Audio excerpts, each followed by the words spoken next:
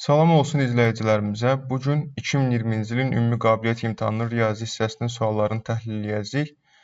Əgər videonu bəyənsəz, videoya like atmağı, kanala abunə olmağı və videonu paylaşmağı unutmayın. Əlaqə saxlamaq istəyənlər isə videonun açıqlama hissəsindəki əlaqə məlumatlarını istifadə edə bilərlər. 41-ci sualdan başlayaq. Ədəd oxunda koordinatları P və Q olan iki nöqtə qeyd edilmişdir. P üstəgəl Q yoxsa P vur Q-mu böyükdür? Ədəd oxunu təhlil edəndə biz nə görürük? Hər iki ədəd müsbətdir və P 0 ilə 1 arasında bir ədəddir. Q isə 1 ilə 2 arasında. Bu uzunluq vahidi olduğuna görə böyük ehtimal burada 2 olmalıdır. Deməli, onda nə olacaq? P vurulsun Q, P vurulsun Q. Q-nun özünü biz 0 ilə 1 arasındakı bir ədədə vuranda onu kiçiltmiş olacaq. Yəni bu ədəd Q-dan kiçik olacaq da. Çünki Q-nun özünü 0 ilə 1 arasındakı bir ədədə vuranda kiçilmiş olur. P üstəgəl Q isə, yəni Q-nun üstünə bir dənə müsbət ədəd gələndə 0 ilə 1 arasındakı Q-dan böyük olacaq. Biz onda bilirik ki, Q-dan böyük ədəd Q-dan kiçik ədəddən istənilən bir halda böyük olur. Deməli, cavab A variantı. İndi baxaq 42-ci suala. 2 üstəgəl m-2-nin kvadratında 3 yoxsa 2-mi? M-in natural ədəd olduğunu nəzərə almalıyıq. İndi m natural olsa da, onsuz da olmasa da, biz baxaq bu m çıxılsın 2-nin kvadratı. Bu kəsiri biraz analiz eləyəndə biz görürük ki, m çıxılsın 2-nin kvadratının ən kiçik qiyməti 0-dır. Nəyə görə? Ədədin kvadratının ən kiçik qiyməti 0-dır və getdikcə də böyüyür. Yəni, bu kəsirin məxrəcinin ən kiçik qiyməti 2 üstəgəl 0-dan 2 gəlir.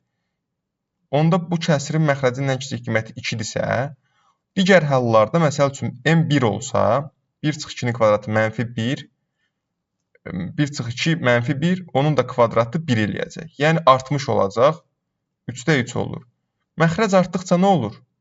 Bizim kəsirimizin, əgər ədəd müsbət ədəddirsə, kəsir müsbət kəsirdirsə, bizim kəsirimizin qiyməti kiçilir, sürət eyni qalır. 2 olsa dedik ki, budur. 3 olsa nə olacaq? Yenə 3-də 3. 4 olanda nə olacaq? 4-dən 2 çıxanda 2, kvadratı olacaq 4. Deməli, 2-nin üstə 4 gələndə olacaq 6-da 3. Bu formada saxlayıram ki, dəqiq bir-birindən böyük olduğunu görək. 2-də 1 eləmirəm.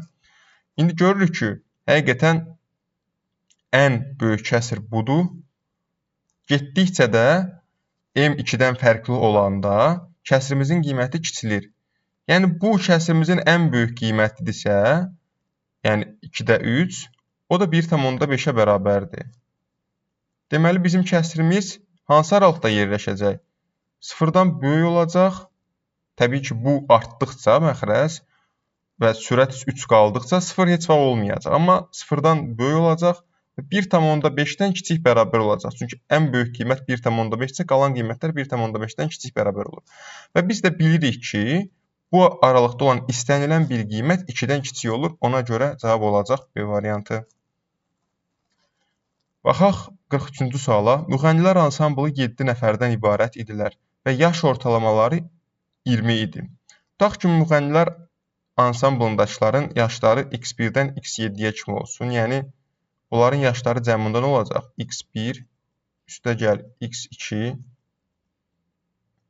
ta belə gedir x7-yə kimi. İndi onların yaşları cəmini onların sayına böləndə biz nə əldə eləmiş olacaq? Onların orta yaşını, yəni 20-ni. Deməli, onların yaşlarının cəmi nədir? 140. Biz indi nəyi tapmalıyıq? Ansamblın üzvlərinin ilin sonunda ortalama yaşı yoxsa 20 yaş. Bizdə sonradan deyir ki, ilin sonunda ansambla yenə bir nəfər əlavə olundu. İndi S-ə kimsə əlavə olundu, 8-ci nəfər. Onda ortalama nə tapacaq? 8-ə böləcəyik. İndi deyir ki, bunu 20 ilə müqayisə eləyin. Biz onu başa düşməliyik ki, S burada 140-dır, o heç. 140, əgər yaşı 20-yə bərabər olan bir nəfər gəlsə, 168-ə böləcək 20 olacaq. Əgər yaşı indiki ansamblın, yəni 7 nəfərlik ansamblın ortalama yaşından çox olan bir adam gəlsə, məsələn 20 yaşdan böyük biri gəlsə, Biz 160-dan böyük bir ədəd əldə edəcəyik. Çünki 140-ın üstünə 20-dən böyük bir ədəd gələndə 160-dan böyük bir ədəd olur. Onda 8-ə böləndə 20-dən böyük olacaq. Yox, əgər yaşı ortalama yaşdan 20-dən kiçik olan bir adam gəlsə, onda da 160-dan kiçik bir ədəd 8-ə böləndə 20-dən kiçik bir ortalama yaş əldə etmiş olacaq. Yəni hər bir şey bu gələn insanın ortalama yaşının 20-dən böyük, kiçik və ya ona bərabər olmasından asılıdır. Ona görə məlumatlar kifayət deyil. İndi baxaq 44-ə. Radiusunun uzunluğu 500 metrə bərabər olan dairə formalı ərazi hasarlanmışdı. Hasarın uzunluğu mu yoxsa 3 kilometrmi? İndi təbii ki, dairə formasında hasarın ərazinin hasarlanmağı nə mənaya gəlir? Hasar çevrənin dairənin uzunluğu boyunca olacaq. Yəni çevrənin uzunluğu nəyə bərabərsə, hasarın uzunluğu da ona bərabər olacaq. İndi gəlin həmin radiusu 500 metrə bərabər olan çevrənin uzunluğunu tapaq. Deməli, gəlin hətta cavabda kilometrlə müqayisə edirik. Biz 500 metri başdanca elə kilometrə çevirək, sonra tapaq uzunluğu. Bu olacaq 0,5 kilometr. Metrdən kilometrə keçəndə 1000-ə bölürük. Bu ədədi 1000-ə bölündə 0,5 olur. İndi radiusu 0,5 kilometr olan dairənin uzunluğu, çevrənin uzunluğu indi 2 Pierre düsturundan hesablayırıq. Yəni 2 r-in yerinə 0,5 kilometr vurulsun pi. O da nə olacaq? 2 0,5-ə vuranda 1 eləyir. Yəni pi, 1-i piyə vuranda pi kilometr qalmış olur. Pi kilometrin böyükdür, yoxsa 3 kilometrin böyükdür? Biz bilirik ki, pi təqribi 3,14-ə bərabərdir. Ona görə pi kilometr daha böyük olacaq. Cavab olacaq A variantı. İndi baxaq sonraki suala. A, B sıfırdan böyüksə A üstəgəl 1 vurulsun B üstəgəl 1 mi, yoxsa 0 mı? İndi biz bilirik ki, əgər 2 ədədin hasili, çox düşür bu tipli suallar, 2 ədədin hasili mənfidən müsbətlə əlaqəsi, ondan sonra cəmlərin təkliklə cütlüklə əlaqəsi, hasilin təkliklə cütlüklə əlaqəsi, bu tip şeyləri mütləq şəkildə bilməliyik imtahana girəndə. Onsuz da demək olar ki, hər il düşür. 2 ədədin hasili sıfırdan böyükdürsə, deməli, onlar ya hər ikisi müsbətdir, ya da hər ikisi mənfidir. Başqa hal ola bilməz. Hər ikisi müsbət olanda açıq-aşkar görürük ki, əgər A və B müsbətsə, deməli A üstəgəl 1 də, B üstəgəl 1 də müsbətdir. Onları bir-birinə vuranda sıfırdan böyük olur. Ancaq hər ikisi mənfi olmağı nə baş verir? Bu daha önəmli bir haldır. Deməli, hər ikisi mənfi olsa, fikir verin, bunlar mənfi 1 olsalar, hər hansı biri, heç ikisi də demirəm, vuruqlardan biri A və B-dən biri mənfi 1 olsa, deməli, buradakı vuruqlardan biri A üstəgəl 1 və B üstəgəl 1 vuruqlarından biri 0 olacaq. Deməli, hasil 0-a bərabər olur. Bayaq 0-dan böyük tapmışdıq, indi 0-a bərabər. Artıq cavabı tapmışıq. Deməli, verilən informasiya kifayət deyil. Amma lap davam eləyək biraz analiz eləməyə sualı. Deməli, A ilə B elə bir mənfi ədədlər olsa ki, hər hansı biri 0 ilə mənfi 1 arasında, 0 ilə mənfi 1 arasındakı ədədin üstünə 1 gələndə müsbət olacaq. Tutaq ki, deyək ki, digəri də mənfi 1-dən daha kiçik ədəd olsun. Mənfi 1-dən daha kiçik ədədin üstünə A da elə olsun, tutaq ki, mənfi 1-dən daha kiçik ədədin üstünə 1 gələndə mənfi eləyəcək. Mənfiyi də müsbətə vuranda biz bilirik ki, nə eləyəcək? Mənfi eləyir. Aha, bu halda da mənfi olduğunu tapdıq. Yəni, həm mənfi ola bilər bu hasil, həm müsbət ola bilər, həm 0 ola bilər. 0 olması üçün bu A və B-dən hər hansı biri, ən az biri mənfi 1 olmalıdır. Onsuz da çeyini işarələmişdik. Keçək 46-cı suala. Mağazada bir gün ərzində yalnız 5 larilik və 12 larilik albomlar satıldı. Cəmi 90 lari dəyərində. Bu gün satılan albomların sayı yoxsa 11 mi? İndi, tutaq ki, bir dənə albomun qiyməti 5 larilik albomun sayı X olsun. Sayı. 12 larilik albomlardan da Y dənə satılmış olsun. Deməli, gün ərzində nə qədər gəlir əldə olunur? 5X üstəgəl 12Y. Bunlar pulun miqdarını ifadə edir də. Yəni, X dənə 5 larilik albom satılıbsa, deməli 5X lari, burada da 12Y lari bərabər 90 lari olacaq. İndi, deyir, bu gün satılan albomların sayı bizi maraqlandıran X üstəgəl Y-dir. Yoxsa 11 mi? Bunların dəyəri 90-ları eləyibsə, biz 12-yə nəzərən fikirləşməliyik. Nəyə fikirləşməliyik 12-yə nəzərən? Əgər biz y-i elə bir ədəd götürməliyik ki, onu 12-yə vuranda geriyə qalan ədəd 5-ə bölünsün. Nəyi nəzərdə tuturam? Məsəl üçün, əgər y 1 ola bilərmi tutaq ki? Y tutaq ki 1 olsa nə olacaq? 5x y-in yerinə 1 qoyanda 12 olur. Bərabərdir 90-a. Deməli, buradan 5x 78-ə bərabər olmalıdır. Amma təbii ki, burada x nə idi? Albomun sayı idi. Buradan x 78 5-ə qalıqsız bölünməyəcək axı. Albomun sayını tapa bilmirik. Kəsr tapırıq, o da doğru deyil.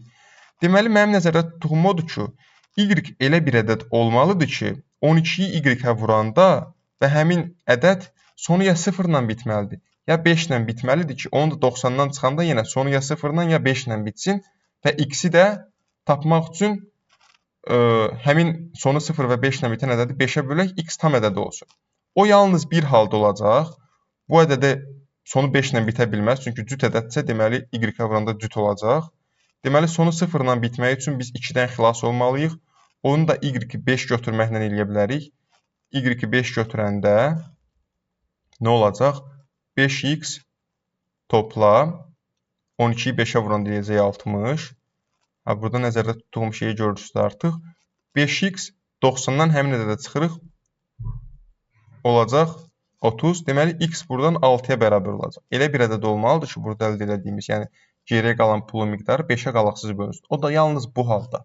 Y-in 5, x-in 6 olan halında, yəni toplam albom sayda x üstəgəl y idi. Deməli, o da 11-ə bərabərdir. Deməli, cavab C-dir. Baxaq 47-ci suala. A istənilən natural ədəddir, B ondan sonra gələn növbəti natural ədəddir, C isə B-dən sonra gələn növbəti natural ədəddir. Yəni A, B, C ardıcıl natural ədədlərdir. 3 cümlə verilmişdir. Birinci, heç bizim bu qədər dəyişən lazım deyil. Hamısını A ilə ifadə edək. Birinci A-dırsa, B ondan sonra gəlirsə, deməli A üstəgəl 1 olacaq. B-dən sonra gələn də C-dir, o da A üstəgəl 2 olacaq növbəti olduğuna görə. İndi baxaq birinci şərtə. A, B və C ədədlərindən hər hansı ikisinin cəmi cütdür. Birinci, biz bu cümləni başa düşməliyik. Çünki burada hər hansı sözünün önəmi çox böyükdür. Mən deyərəm, hətta riyaziyyatdan çox burada Azərbaycan dilini daha yaxşı bilmək lazımdır ki, bu testi eləyə bilək.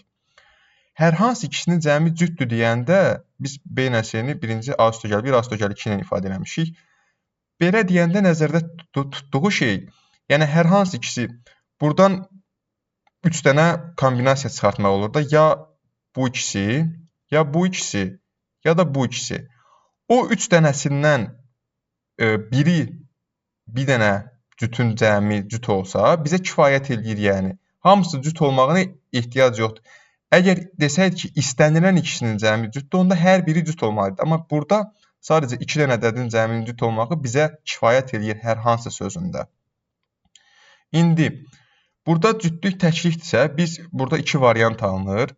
Ya A təkdirsə, ikinci cüt olur, sonraki yenə tək olur, növbəti ədədlər tək cüt, natural ədədlər belə davam edir də. Və yaxud da A cütdürsə, A üstəgəl 1, yəni B tək olacaq, digəri cüt olacaq. İndi bizə nə deyirdi? Hər hansı ikisinin cəmi cütdür.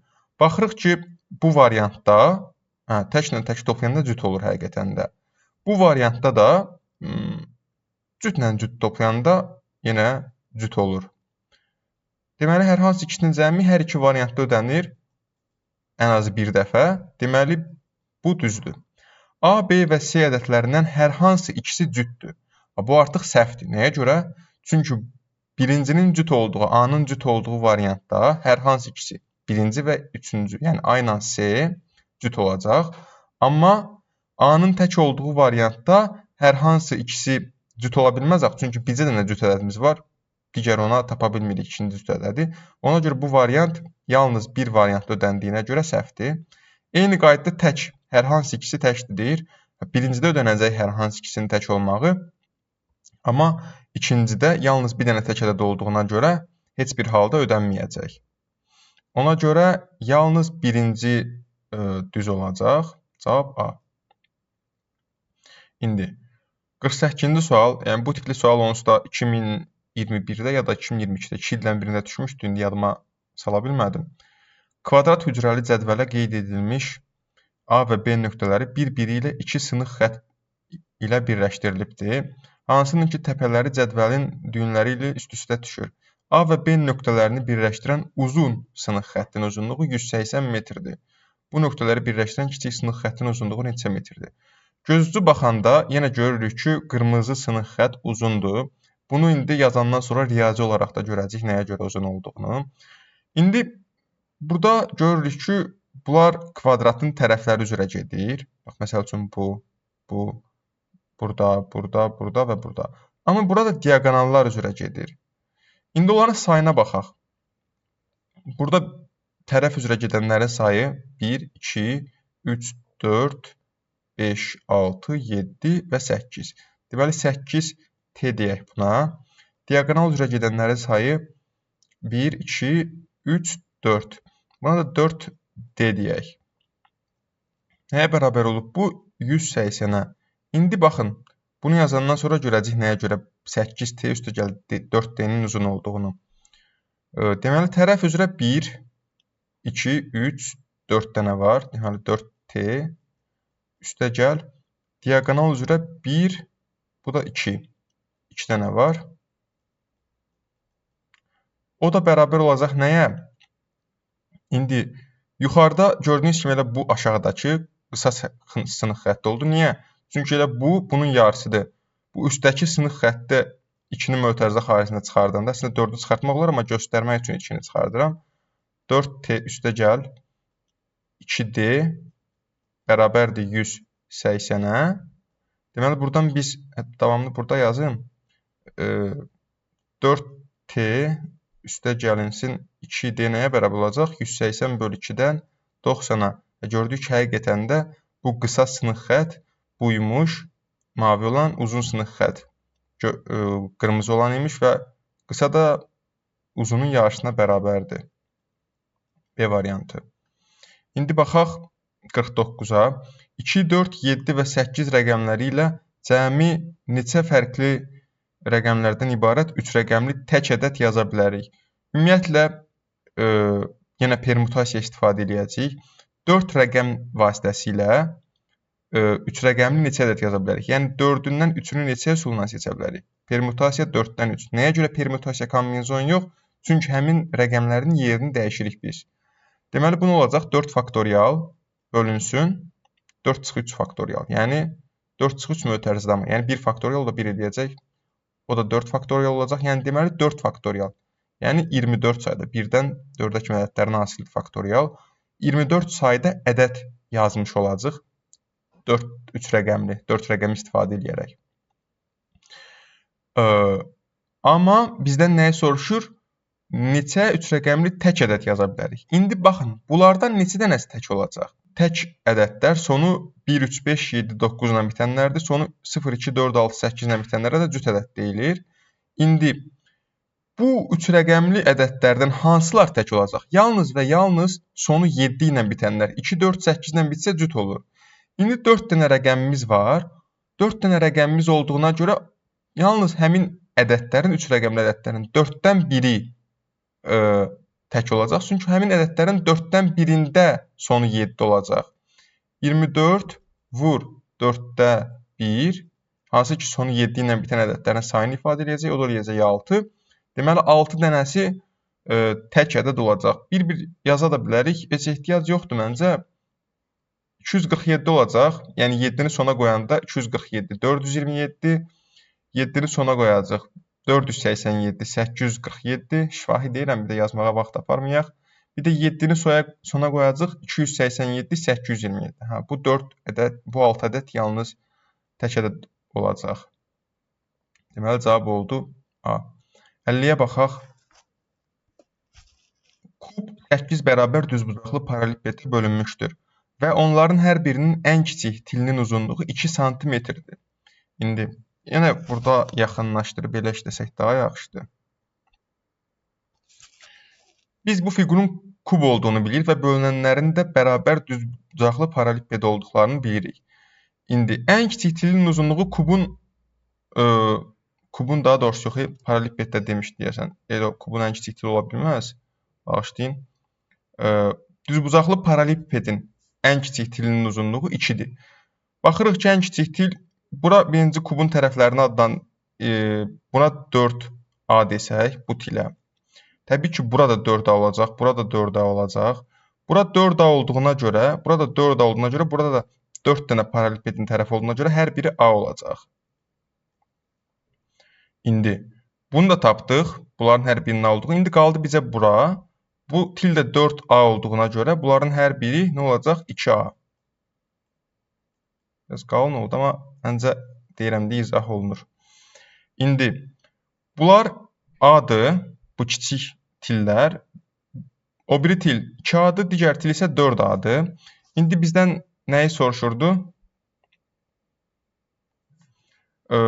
Kub 8 bərabər ən kiçik til 2-yə bərabərdir. Yəni A 2-dirsə, deməli həmin düzbucaqlı paralelipedin həcmi tapa bilərik. Çünki A-nı tapandan sonra həm en, həm uzunluq, həm də hündürlüyünü tapacaq. Deməli 2 vurulsun, 2A olacaq 4, 4A olacaq da 8. O da olacaq neçə? 64 kub santimetr. Deməli cavab C. İndi baxaq 51-ci suala. 2 rəqəmli ədəd, bu bitişik yazılmalı idi. Ədəd rəqəmlərinin cəmindən 2 dəfə böyükdür. Bu rəqəmlərin hasili nəyə bərabərdir? İndi ədədin rəqəmlərinin cəmi o heç biz bilirik. Amma ədədin öz yazılışı nətərdir? 2 rəqəmli ədəd, biz rəqəmlərini bilmədiyimiz 2 rəqəmli ədədi bu formada yazırıq. Üstündən xətt çəkirik. Üstündən nəyə görə xətt çəkirik? Çünki üstündən xətt çəkməsək, biz bunu A və B dəyişənlərinin hasili kimi başa düşürük. Amma bu formada yazılışda biz bunu 2 rəqəmli ədəd kimi başa düşürük. 3 rəqəmli olanda da üstündən xətt çək A, B, C yaz. İndi bu ədədi nə formada aça bilərik? Bu formada 10A, A onluq mərtəbəsində olduğuna görə. Üstəgəl B. Aydın olmadısa bir ədəd üzərində baxaq. Məsəl üçün 97-də A-nın yerinə nə durub? 9. Onluq mərtəbəsində olduğuna görə 9-u ona vururuq. Bu da təklik olduğuna görə bir dəfəlik özünü yazırıq. Oldu mu həqiqətən də 97-nin yazılışı? O da 97-yə bərabər olurdu təbii ki. Təzədən yazmağa ehtiyac yox idi, amma topladım, yazdım yenə də. İndi bizə 2 rəqəmli ədədin yazılışını bu formada verdik. Yəni öz yazılışını. Rəqəmlərinin cəmi nə olacaq? A üstəgəl B. Rəqəmlərinin cəmindən isə 2 dəfə böyükdür. Yəni 10A üstəgəl B. Rəqəmlərin cəmi deməli 2 dəfə kiçikdir. 2-yə vuranda elə ədədin özünə bərabər olacaq. A üstəgəl B. İndi 10A üstəgəl B bərabərdir 2A üstəgəl 2B. İndi A ilə B-yi hərəsini bərabərliyin bir tərəfində saxlayaq. Nə olacaq? 8A 10A-dan 2A çıxanda, 2B-dən də B çıxanda bərabər olacaq B-yə. İndi biz nəzərə almalıyıq ki, bu A ilə B rəqəmdir. Çünki ədədi qurmaq üçün bizə rəqəmlərə ehtiyac var. Onluq kəsir ola bilməz təbii ki. 0-dan 9-a kimi rəqəmlərdən biridir. Hətta burada bu şərti ödəyən yalnız 2 dənə rəqəm var. A 1 olmalıdır, B 8 olmalıdır. Əgər onu bu formada görə bilmiriksə, götürək hətta biraz da asan görməyiniz üçün belə yazaq. A-nı və B-ni bir tərəfə keçirək. Yəni nə olacaq? B, A-nı digər tərəfə keçəndə bölmə kimi keçəcək. Yəni B böl A bərabərdir 8-ə. B-yə 8K desək, A-ya da K desək, biz başa düşürük ki, yenə burada K nə ola bilər? 0 o heç olanda 0-0-2 rəqəmlərdə də olmur ki. K 1 olsa B 8 olacaq, A da 1 olacaq. Deməli, həmin ədəd AB deyil idimi? A 1 olduğuna görə, B 8 olduğuna görə həmin ədəd 18.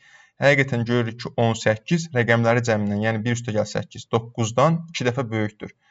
Bu rəqəmlərin hasili nəyə bərabərdir? Yəni 1 vur 8, o da eləyəcək 8. İndi gələk diaqram sualına. Diaqramda ali təhsil müəssisələrində tələbələrin bölünməsi proqramlarına görə və hər bir proqram üçün tələbələrin bölünməsi cinsə görə verilmişdir. Hər bir təhsil proqramına ümumi səhifəsi olan və tünd və açıq rəngdə düzbucaqlılar müvafiqdir. Hansıların ki, hündürlüyü bu proqramı seçən tələbələrin sayını uzunluğu isə bu tələbələrin cinsə görə faiz bölünməsini göstərir. Düzbucaqlar qadınların faiz göstəricinə, açıq rəng düzbucaqlar isə kişilərin faiz göstəricinə uyğun gəlir. Yəni müəyyən sahələr üzrə tələbələrin bölünmə proqramları var. Görürük ki, burada məsələn səhiyyə və sosial, təhsil və humanitar belə davam eləyir. Bir neçə sahə var. İndi deyir ki, burada müvafiq düzbucaqların hündürlüyü bu proqramı seçən tələbələrin sayını, hündürlüyü düzbucaqların sayı ifadə edir və görürük ki, burada hər bir uzunluq vahidi 10.000 tələbəni ifadə edir. N isə faiz göstəricisini, yəni sol tərəf qadınlardır, elə deyir tünd yaşıl qadınlardır, onsuz da burada da qeyd olunub qadın olduğu.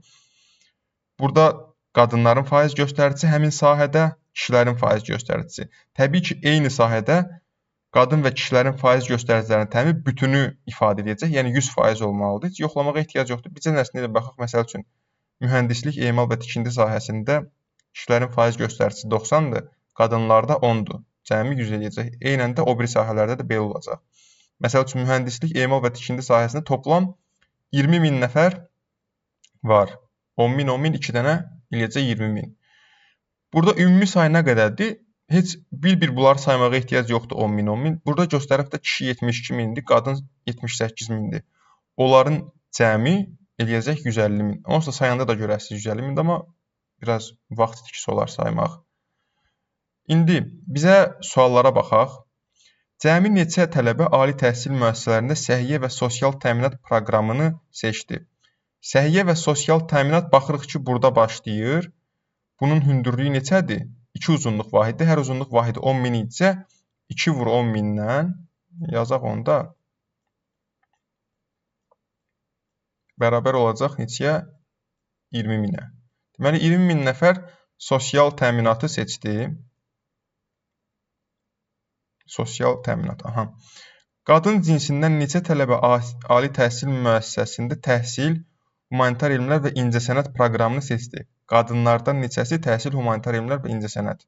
İndi qadınlara baxırıq, sol tərəfə və təhsil, humanitar elmlər, baxın, ən üstdəki düzbucaqlıdır.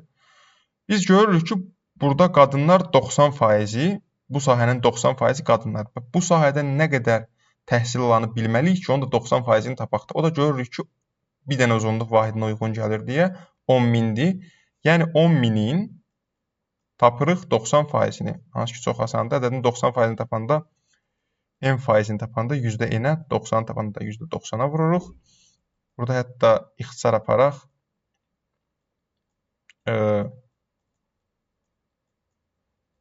10-da 9 olacaq. Bu yazılmır. Burada da 10.000-i 9-a, hətta bu 1-0-dan da bunu ixtisar aparaq. Bir dəfəlik burada qalacaq 1000, bu 0-da gedəndən sonra 1000 də 9-a vurandan sonra 9000 olacaq. Deməli, 9000 qadın həmin sahədə təhsil, humanitar elmlər və incəsənət sahəsində təhsil alır. Bu olacaq D variantı. Baxaq 54-cü suala. Hansı təhsil proqramında qadın cinsindən olan tələbələrin sayı kişi cinsindən olan tələbələrin sayından 1,5 dəfə az idi? Yəni, kişilərin sayı 1,5 dəfə çox olacaq tam əksinə. İndi, normalda biz burada götürüb boş-boş hamısının sayını tapmayacaq da faizə görə.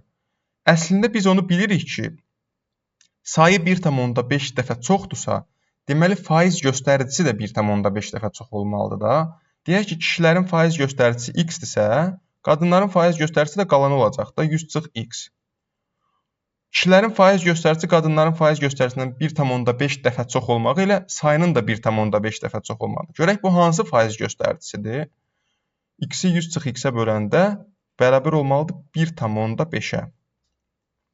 İndi, onda x bərabərdir, yenə bunu buna vuracaq.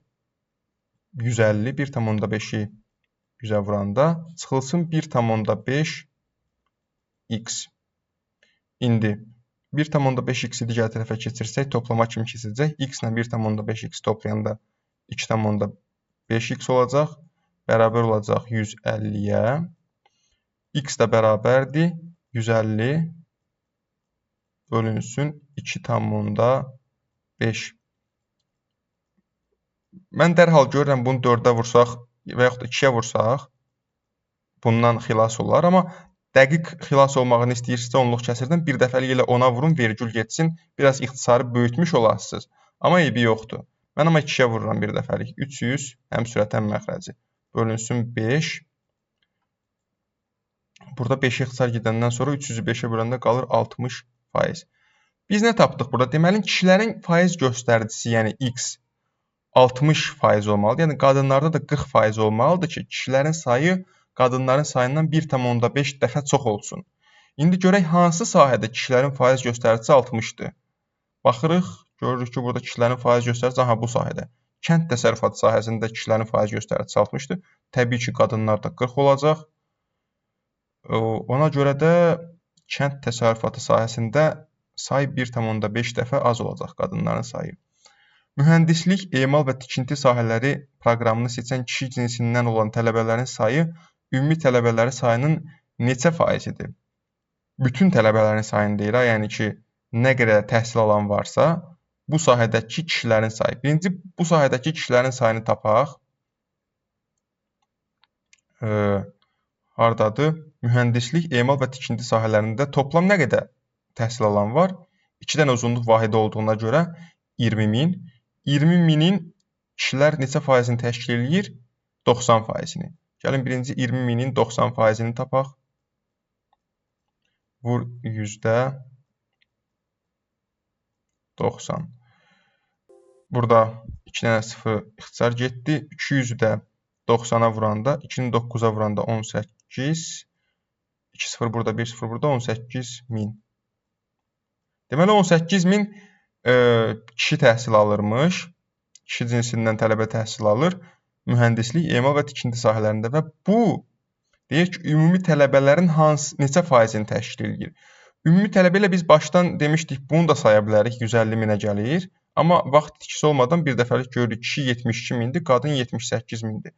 Onların cəmi 150.000 eləyəcək və 18.000 deyirik ki, 150.000-in neçə faizini təşkil edir? Hansı hissəsini təşkil edir deyəndə sadəcə ədədi digərinə bölürük. Neçə faizini təşkil edir deyəndə bir də 100-ə vururuq.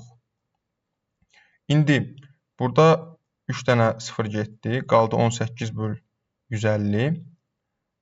Sonra bu 0-la da bu 0 getsə 10-a ixtisar. Nə qaldı? 15 ilə 18. Orada 6 böl 5-dir. Burada da bir dənə 10 qalmışdı. Deməli 60, hətta ondan da 5 ixtisar gedəcək. Nəsə yazaq. Onsuz da aparırıq burada ixtisarda. Deməli 5 ixtisar gedəndən sonra da 60-ı 5-ə böləndə bir dəfəlik bölürük elə 12%. Deməli bütün tələbələrin 12%-ni təşkil edir. Mühəndislik, emal və tikinti sahələrində oxuyan kişi tələbələr. 12%.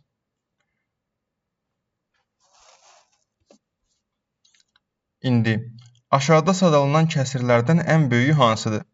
Baxaq kəsirlərə. 3-də 2, 4-də 3. Fikir verin, hamısının sürəti məxrəcindən bir vahid kiçikdir. Biz onu bilməliyik ki, kəsirlər mövzusundan sürət məxrəcdən bir vahid kiçikdirsə, ədədlər getdikcə, böyüdükcə həmin kəsirin qiyməti 1-ə yaxınlaşır. 1-ə yaxınlaşmaq nə deməkdir? Daha da böyüyür. Deməli, ən böyük məxrəc və sürəti hansıdırsa, o böyük olacaq. Amma təbii ki, bunu belə deyib, burada keçmirik. Bunu nətər göstərmək olar? Tutaq ki, deyək ki, A və B müsbət ədədlərdir, amma A B-dən böyükdür. Eləmi? Onda kəsirimizin biri açıq 1 olsun, biri də sürəti açıq 1, məxrəci də A olsun. Aralarındakı fərq 1-dir. Digəri də B-1 bölünsün B olsun. Amma biz bilirik ki, bu sürət və məxrəci daha böyük olan bir kəsirdir. Nəyə görə? Çünki A B-dən böyükdür. İndi gəlin bunları müqayisə eləyək. Görək həqiqətən bütün ədədlər üçün, yəni bütün belə olan hallar üçün sübut eləmiş oluruq da, yəni dediyimizi sübut eləyirik. İndi bunları müqayisə eləmək üçün ortaq məxrəcə getmək lazımdır. Ortaq məxrəc olacaq A, B, hər iki kəsir üçün. Birinci kəsir həm sürət həm məxrəcini B-yə vurduğumuza görə məxrəci vurduq AB oldu. Sürəti vuranda nə olacaq? AB, yəni B-ni açıq 1-ə vuranda B-ni A-ya vurduq AB, çıxılsın B-ni 1-ə vurduq B. Deməli, birinci kəsirimiz bu olacaq. Ortaq məxrəcə gətirəndən sonra. Digəri də yenə AB. A-nı B çıxılsın 1-ə vuranda A-nı B-yə vurduq. AB. A çıxılsın 1 də olacaq A. İndi belə baxanda hansı kəsir böyükdür? Təbii ki, hansı kəsir böyük olacaq? Bu kəsir böyük olacaq. Niyə? Fikir verin, kəsirlərin sürəti deyirəm, məxrəci bir-birinə bərabərdir. Məxrəci bir-birinə bərabər olan müsbət kəsirlərdə hansının ki sürəti böyükdür, həmin kəsir böyük olacaq. Bu kəsirin sürəti niyə böyükdür? Çünki hər ikisində AB var, amma burada AB-dən daha kiçik bir ədəd çıxır. Demişdik axı B A-dan kiçikdir. Deməli, AB çıxılsın B, AB çıxılsın A-dan böyükdür, çünki B A-dan kiçik olacaq. Ona görə bu formalı olan kəsirlərdə isbat eləmiş olduq ki, hansının ki məxrəc və sürəti daha böyükdür, fərq 1 olanda, müsbət kəsirlərdə o böyük olacaq. Bir müqayisəyə ehtiyac yoxdur. Amma mənfidirsə tam əksi. Mənfi 3-də 2, mənfi 4-də 3 belə olsaydı, onda tam əksi olacaqdı. Mənfi 3-də 2 sıfıra daha yaxın olduğuna görə o böyük olacaqdı.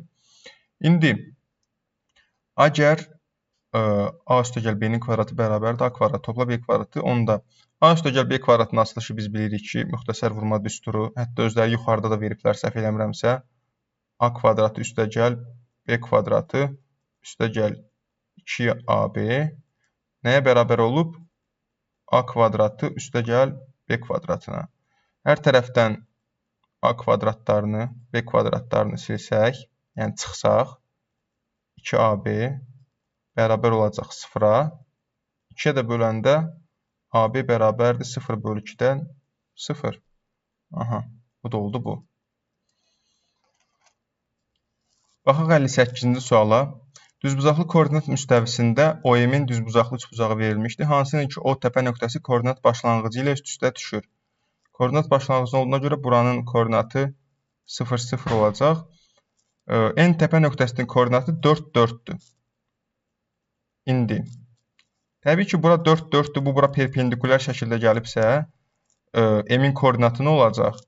M-in x-i dəyişməyəcək, y-i isə 0-a bərabər olacaq, 4, 0. İndi biz burada tapmalıyıq ki, bu nöqtələrdən hansı verilən üçbucağın daxilindədir? Ən azından 5, 1 nöqtəsinin daxilində olmadığını görürük, açıq aydın bir şəkildə. Çünki bura 4, 0-dırsa, 5 nisbətən bir vahid sağda olacaq, yəni burada olacaq haradasa, daxildə olmayacaq. İndi 3, 2 və 2, 3. Əslində bunu sadə bir şəkildə göstərmək olar. Nətər? Bura 2 olsa, bu nöqtənin koordinatı 2, 2 olacaq. Ümumiyyətlə, bu 0, 0 və 4, 4 nöqtəsindən keçən düz xəttin tənliyi nədir? Düz xəttin 2 dənə nöqtəsini verəndə biz ümumilikdə düz xəttin tənliyini yaza bilərik. Düz xəttin tənliyi ümumiyyətlə y bərabər kx üstəgəl B formasındadır. Bunları göstərir, amma yəni məntiqlə də yazmaq olar, amma yenə də riyazi olaraq da bilsəz daha yaxşıdır. Deməli, bu kx-dir bu. İki nöqtənin koordinatlarını yerinə qoyaq gəlin. 0, y0 olduğuna görə onu qoyuram. Kx, x0 olduğuna görə 0, üstəgəl B. Buradan nə tapdıq? B bərabərdir 0-a. Digər 4, 4 nöqtəsini də yerinə qoyuram. 4 bərabərdir 4k üstəgəl B. B-nin 0 olduğunu bilirik. Deməli, 4k bərabərdir 4-ə. Deməli, k da bərabərdir 1-ə. Deməli, həmin düz xəttin bucaq əmsalıdır. K-sını da tapdıq, B-sini də tapdıq. İndi nə olacaq həmin düz xəttin tənliyi? K1 olduğuna görə elə x, 1x-ə vuranda. B də 0 idi. Bunu nə yazdım ki mən? Deməli, y bərabər x düz xətti üzərində yerləşir ON hipotenuzu. Yəni, buradan keçən bu hipotenuzun üzərində olan nöqtələrin koordinatları x-i y-nə bərabərdir. Yəni, 2, 2 nöqtəsi, bura 2, 3-ü axtarırıq da biz. Bura x-i 2 olan nöqtə olsa, burada təxmini 2, 2 nöqtəsi olacaq. 2, 3 isə, bura 2 idisə, daha üstdə olacaq. Yəni, burada olacaq. Amma 3, 2 nöqtəsi, yəni A nöqtəsi, bura 3-dürsə, koordinat, buradan yuxarı gələndə hardasa bura 3-3 nöqtəsi olacaq. Çünki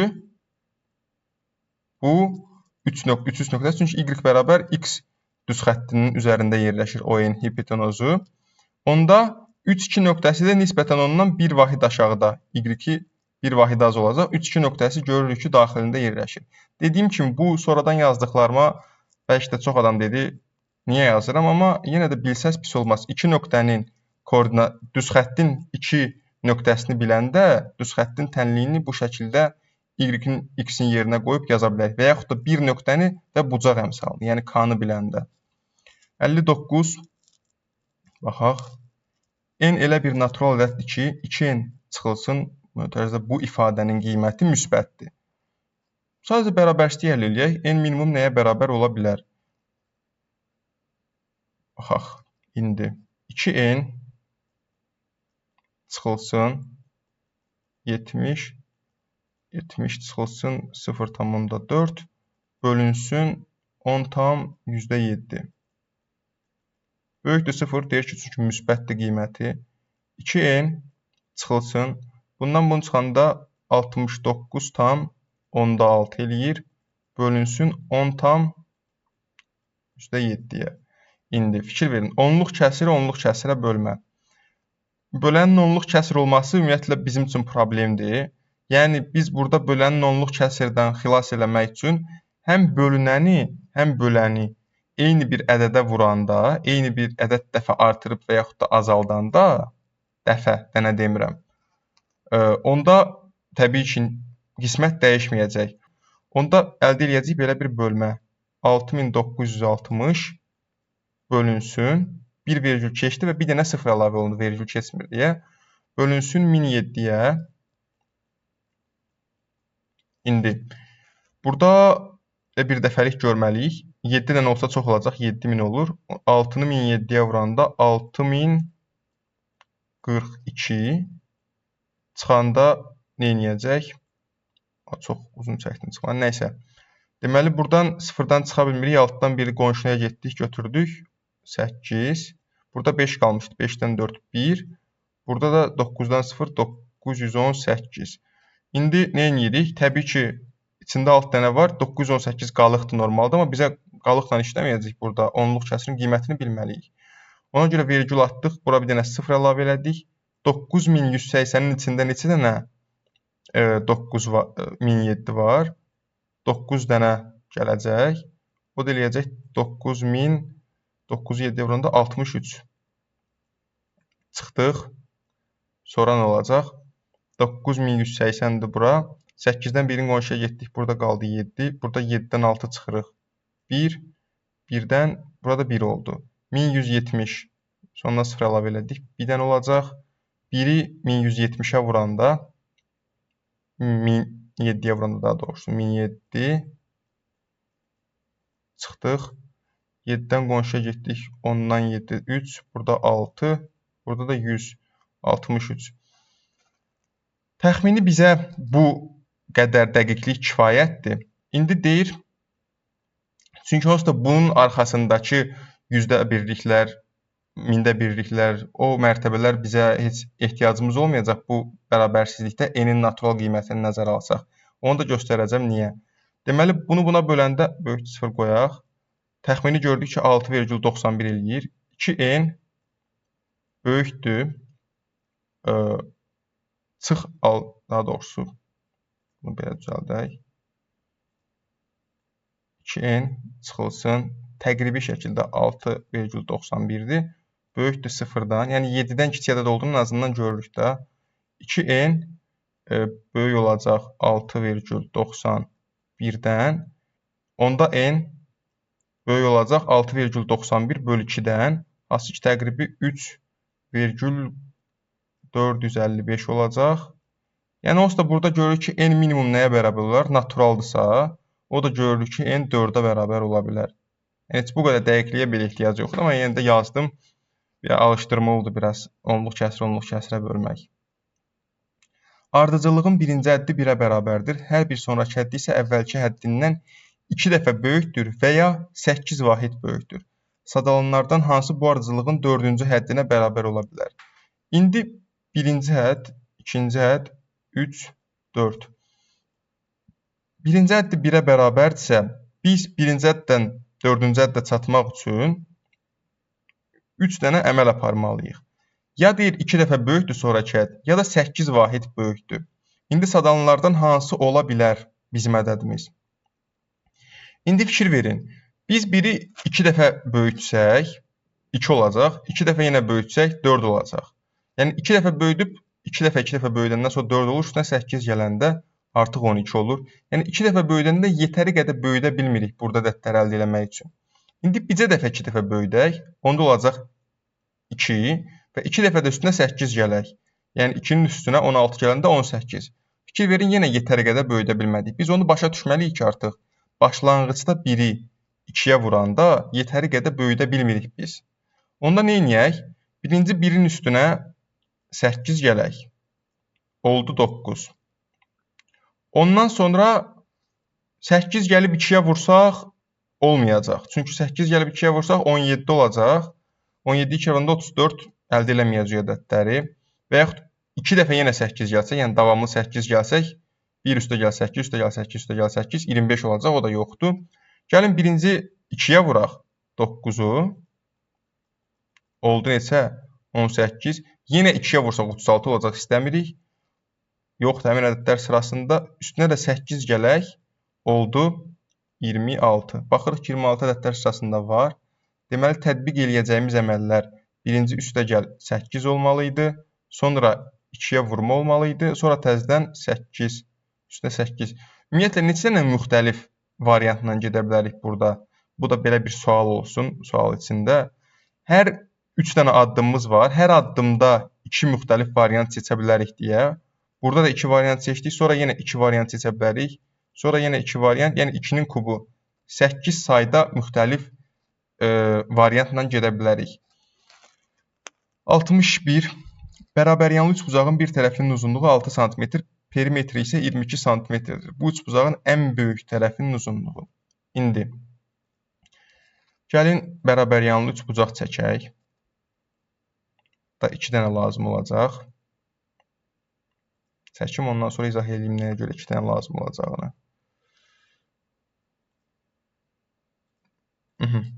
Deməli, başda deyir ki, bərabəryanlı üçbucağın bir tərəfinin uzunluğu. Tutaq ki, bu bərabəryanlı üçbucaqlar bunlar yan tərəflər olsun. Burada 2 xətlə ifadə edək. İndi 6 ola bilər ki, oturacaq olsun. 6 oturacaq olanda perimetr 22-dirsə, deməli, digər iki tərəfinə tər tapa bilərik. 22-dən 6 çıxacaq. Eləyəcək 16. 16-yı da 2-yə böləcək. Eləyəcək 8. Deməli, digər tərəflər 8 olur bu halda. Ən böyük tərəf, yəni 8 olmuş olur. Digər halda, deyək ki, bu dəfə 6 yan tərəf olsun. Ona görə 2 variant əmələ gəlir. Onda digər yan tərəf də 6-dır.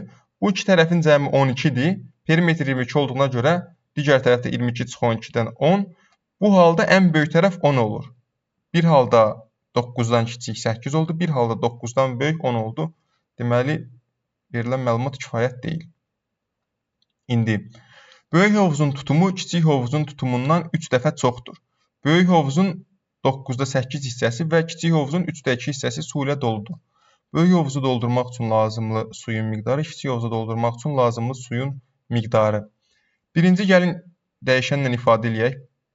Böyük hovuz 3x olsun, 3 dəfə çox su tutur deyə, kiçik hovuzda x olsun. İndi biz onu başa düşməliyik ki, böyük hovuzun 9-da 8 hissəsi su ilə doludursa, deməli, qalanı boşdur. Doldurmaq üçün 9-da 1 hissəsini doldurmaq lazımdır. Yəni, 3x su tutumuna malik olan hovuzun 9-da 1-i neçə litrdir? Baxırıq, 3-lər bu 9 ilə gedir. Burada 3 qalır. O da olur x böl 3. İndi kiçik hovuzun 3-də 2 hissəsi su ilə doludursa, deməli, 3-də 1 hissəsini doldurmalıyıq. Yəni, x-in 3-də 1-i neçə litrdir? O da x bölü 3-dür. Biz görürük ki, hər iki variantda x bölü 3 qədər su lazımdır. Deməli, bunlar bir-birinə bərabərdir. Baxaq növbəti suala. Dördbucaqlı diaqonallar düzbucaqlı və körbucaqlı üçbucaqlara bölünüb. Düzbucaqlı üçbucağın ən kiçik bucağının və körbucaqlı üçbucağın ən kiçik bucağının bucaqları cəmi, yoxsa 90 dərəcəmi? İndi ixtiyarı bir dənə dördbucaqlı çəkək ilk növbədə. Amma elə eləyək ki, bir bucağı düz bucaq olsun. Bir bucağı da körbucaqlı. Belə eləyən zaman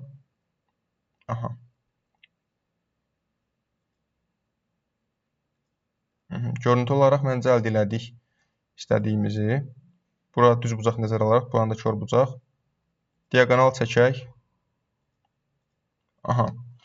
İndi adlandırmanı da eləyək, hətta daha rahat izah üçün. A, B, C və D. Yaxşı olmadı biraz. Deməli, burada B, C, D üçbucağı körbucaqlıdır. Hara ki, bura körbucaq təpəsi olsun. Burada A, B, D üçbucağı isə düzbucaqdır. Düzbucaqlı üçbucağın ən kiçik bucağının dərəcə ölçüsü. Biz bilirik ki, düzbucaqlı üçbucağın kiçik bucağının dərəcə ölçüsü 45 dərəcədən kiçik olmalıdır. Düzbucaqlı üçbucaq bərabər yanlı olanda 45-45 olur bucaqları. Amma kiçik və böyük bucaq əmələ gələndə artıq həmin kiçik bucaq 45 dərəcədən kiçik olur, böyük bucaq 45-dən böyük olur. İndi, tutaq ki, bura kiçik bucaq olsun, alfa olsun hətta. Onda biz bilirik ki, düzbucaqlıda kiçik bucaq 45 dərəcədən kiçikdir. Bunu yadımızda saxlayaq. Körbucaqlı üçbucaqda isə buradakı bucaq, məsəl üçün qammadır. Biz bilirik ki, qamma körbucaq 90 dərəcədən böyükdür. Deməli, geriyə qalan bucaqların cəmi 90-dan kiçikdir. Həmin 90-dan kiçik 2 dənə bucağın cəmi 90-dan kiçik olmalıdır. 2 dənə bucağın cəmi 90-dan kiçikdirsə, onları həmin 90-dan kiçik bucağı yarıya bölsək, 45-dən kiçik olacaq. Nəyə görə yarıya böldüm? İndi deməli, həmin kiçik bucaq yarıdan kiçik, böyük bucaq da yarıdan böyük olmalıdır. Nətər ki, bayaq 90-ı yarıya böldüm, 45 oldu. Dedik ki, kiçik 45-dən kiçik, böyük isə 45-dən böyük olmalıdır. İndi burada da həmin 90-dan kiçik ədəddən kiçik ədəd yarıya böləndə nəsə alınacaq? 45-dən kiçik bir ədəd. Həmin kiçik bucaq həmin 45-dən kiçik bir ədəddən kiçik olmalıdır. Yenə ona da məsəl üçün beta deyək, o da 45-dən kiçikdir. Həmin indi o bucaqların cəmi isə təbii ki, toplayanda kiçik olacaq 90 dərəcədən. Ona görə cavab olacaq B variantı. Növbəti. İstənilən x ədədi üçün x ulduz ilə qeyd edilmiş ədəd hansı ki, x üçün x-dən kiçik ən böyük tam ədədi çıxmaqla alınır. X-dən kiçik ən böyük tam ədədi çıxmaqla alınır. İndi x ulduz üstəgəl 3 ulduz, yoxsa x üstəgəl 3-ün ulduzu. Deməli, ən azından biz 3 ulduzu tapa bilərik dəyişən olmadığına görə. Deməli, x ulduz nə idi? X-dən kiçik ən böyük tam ədədi çıxmaqla alınır. Yəni, 3-dən kiçik ən böyük tam ədəd 2-dir. Deməli, 3 çıx 2, 1-dir bu. Deməli, müqayisə edəcəyimiz şeyi bu formaya gətirdik. X ulduz mu? Üstəgəl 1, yoxsa x üstəgəl 3 ulduz. İndi, burada əsas məqam odur ki, biz başa düşməliyik ki, x ulduz x üstəgəl 3 ulduza bərabərdir. Yəni, ədədin üstünə 3 gələndə, ondan kiçik tam ədəd çıxanda, onsuz da, ondan kiçik ən böyük tam ədəd çıxanda, onsuz da eyni ədəd alacaq. Əsas məsələ budur. Ona görə həmin bu x ulduz, x üstəgəl 3 ulduza bərabər olduğuna görə üstünə 1 gələndə bu daha böyük olacaq. Niyə dediyim elədir? Sadə bir nümunə ilə yoxlayaq, əgər dediyimi başa düşmədinizsə. Məsəl üçün, x olsun 2,76. Onda x ulduz nəyə bərabər olacaq? 2,76. 2,76-dan kiçik ən böyük tam ədəd 2. Deməli, 0,76. Həmin kəsr hissə. Onda x üstəgəl 3 neçə olacaq? 5,76. Təbii ki, 5,76-dan da kiçik ən böyük tam ədəd, o da 5-dir. Fikir verin. İndi 5,76-dan 5-i çıxanda, o da oldu 0,76. Yəni, sonu kəsr olanlarda da belə olur. Tam olsa da, məsəl üçün, x 3 olsaydı, 3-dən 2 çıxacaqdıq 1. X 3 olduğuna görə x üstəgəl 3, 6 olacaq. 6-dan 5 çıxacaqdıq, yenə 1. Yəni, ona görə görürük ki, x əgər fərqi yoxdur, nə olur olsun, üstünə tam ədəd gələndə, ondan kiçiyən böyük tam ədəd çıxanda eyni ədəd alırıq onsuz da. Ona görə bir vahid də artıranda bu böyük olur. Deməli, cavab A.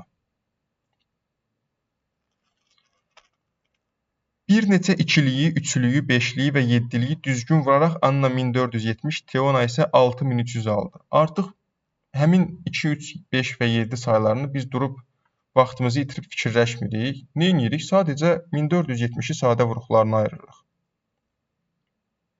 Biraz uzun olacaq, ona görə xətti uzun çəkdim. Deməli 735 olur. 735 baxırıq ki, 3-ə bölünür, çünki rəqəmləri cəmi 15 3-ə bölünür. 3-ə böləndə nə olacaq? Deməli 750-yi bölsək 250 olardı. Deməli 245. Bu 3-ə bölünəcəkmi? Rəqəmləri cəmi 11-dir. Yox, deməli 5-ə bölməliyik. Sonu 5-dir. Bunu 5-ə böləndə olacaq 49. Bir də 7-yə böldüm 7. Bir də böldüm 1. Deməli neçə də 2, 3 və 5-in hasili imiş? Bir dənə 3 var imiş, bir dənə 3, bir dənə 2, bir dənə 5, 2 dənə də 7 var imiş də bu ədəd əldə etmək üçün. Onsuz da 7-lərin sayı, 3-lərin sayı. O birisini də sadə vuruqlara ayıraq görəcəyik indi. İndi 6300. Hətta dərhal burada 7 vur 9 vurulsun 100-dür. Nəysə ayıraq. Birinci 2-yə böləcəyik. Cüt ədəd olduğuna görə. Olacaq 3150. Yenə cütdür. 2-yə bölürük. Olacaq 1575. Bu ədəd 3-ə bölünür. Çünki rəqəmləri cəmi 3-ə bölündüyünə görə. O da olacaq 525. Yenə 3-ə bölünəcək. Rəqəmləri cəmi 3-ə bölündüyünə görə. Deməli, neçə olacaq? 175 olur. Bu dəfə bölünməyəcək üçün ona görə 5-ə bölməliyik. O da olacaq 35 olur da səhv eləmirəmsə. 35. Yenə 5-ə bölürük. 7. Bir də bölürük. Deməli, 6330 da 2-nin kvadratı vurulsun 3-ün kvadratı, vurulsun 5-in kvadratı, vurulsun 7-dir. İndi burada nə deyir? Vurma zamanı Anna tərəfindən götürülmüş 7-liyin sayı. Anna nədədir? 1470 idi. Deməli, ona 2 dənə 7-lik lazımdır. Vurma zamanı Anna tərəfindən götürülmüş 3-lüyün sayı. Niyə ikisində də Anna'nı deyib, onu başa düşmədim mən. Teona nəyə vermişdi onda bizə? Anna tərəfindən götürülmüş 3-lüyün sayı bir dənə 3-dür. Yəni, A böyük olur. Bəlkə burada Teona nəzərdə tuturdu. Cavablar heç bilmirəm nədir. Əgər Teonadakı üçlüyü desəydi, 2 dənə 3 var 6300-də. Ona görə bərabər olardı. Cavab bəlkə C olardı. Nəsə ona baxarsınız özünüz cavabı nə verilibdi. Ola bilsin burada hər ikisini Anna nəzərdə tutmayıbdı. İndi baxaq 66. A bərabər 2/7 vurulsun 6/12. A ədədinin rəqəmsal yazılışı hansı rəqəmlə sonlanır?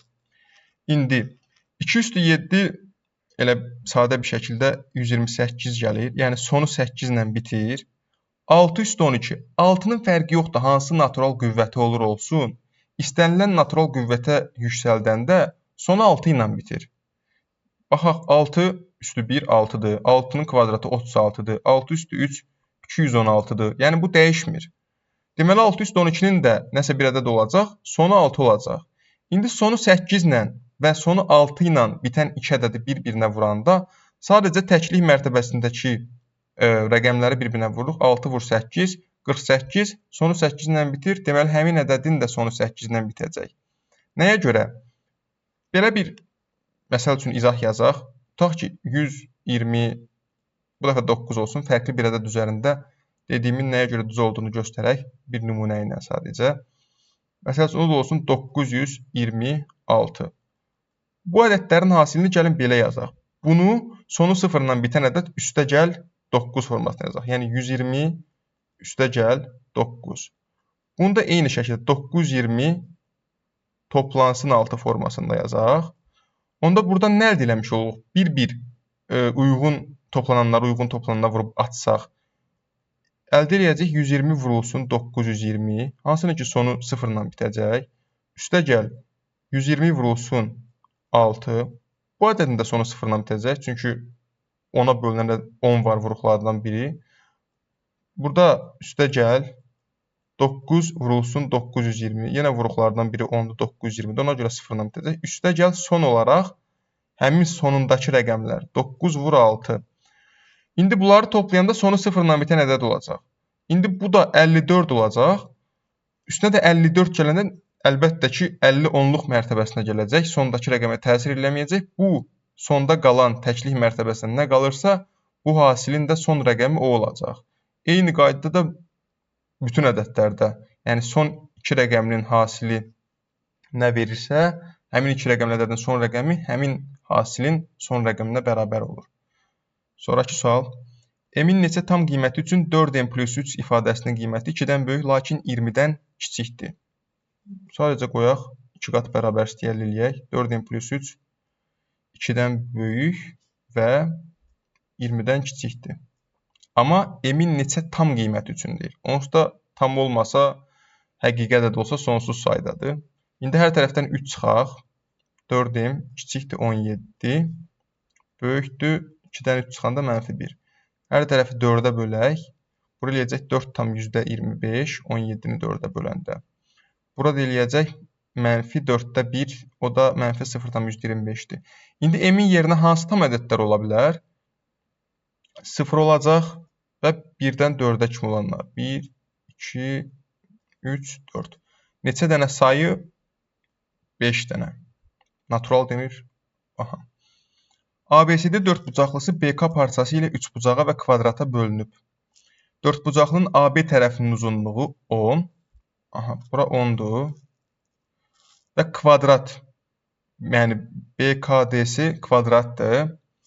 Deməli, sonra nə deyir? CD tərəfinin uzunluğu 8-dir. Bu kvadrat olduğuna görə burada 8-dir, burada 8-dir, burada 8-dir, burada 8-dir. Təbii ki, indi üçbucağa və kvadrata bölünüb deyir. AD tərəfinin uzunluğu nəyə bərabərdir? Bura düz bucaqdırsa, onda burada düz bucaq olmuş olur. Onda 8, 10, görürük ki, düz bucaqlı üçbucaq var. Digər katetdə nəyə bərabərdir?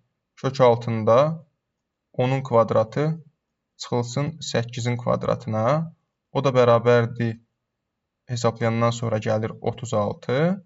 O da 6. Deməli, AK da 6-dır. AK 6, KD 8-dirsə, deməli, AD tərəfinin uzunluğu onların cəmi, yəni 14 olacaq. Növbəti sual. Şirkət 30 televizoru eyni qiymətə satmalı idi və onları satdığı halda hesabına cəmi B lari daxil olmalı idi. İndi bizim dəyişənimiz B-dir, o heç. Amma görək 30 dənə televizorun qiyməti B ilə ifadə edək. Görək neçə olmalıdır ki, cəmi B lari daxil olsun hesaba. 30 vurulsun X, yəni 30 dənə X dəyərli televizorun qiyməti B lari olacaq. Deməli, buradan X nədir? Deməli, B bölünsün 30 olmalıdır bir televizorun qiyməti ki, 30 televizordan B lari gəlir gəlsin. Lakin şirkət hər bir televizoru 10%li endirimlə satdı. Yəni, hər birini 10% ucuz satır. Yəni, deyir, hər bir televizor neçə lariyə satılmışdı. Yəni, B bölünsün 30-u 10% azaltmalıyıq. Görək, neçə olacaq? Ədədi n% azalma düsturu 1 çıxılsın %n. Burada 10% azaldırıq. Yəni, bu olacaq 10-da 1. 1-dən 10-da 1 çıxanda eləyəcək 10-da 9. Yəni, B böl 30 vurulsun 10-da 9 adi kəsrlə yazsaq daha rahat işləyərik. O da bərabərdir. Deməli, buradakı bundan 3 ilə 30 3-ə ixtisar getsə, burada 3 qalır, burada 10 qalır. Daha doğrusu 10 bağışlayın. Bunu silim, sərqəsiz oldu. Burada 10 qalır, 3-ə böləndən sonra. İndi 10-a 100. Yeni də 3-ə vuranda, deməli, 3B. %3B olmuş olur televizorun qiyməti 10% indirimdən sonra. Deməli, cavab C. Sonraki sual. Nə deyir? MNKC düzbucaqlısının MN və MC tərəfləri Y və F nöqtələri ilə ortadan bölünür. Yəni, Y MN-in orta nöqtəsi, F də MC-nin orta nöqtəsidir. İndi gəlin şəkli biraz böyük çəkək.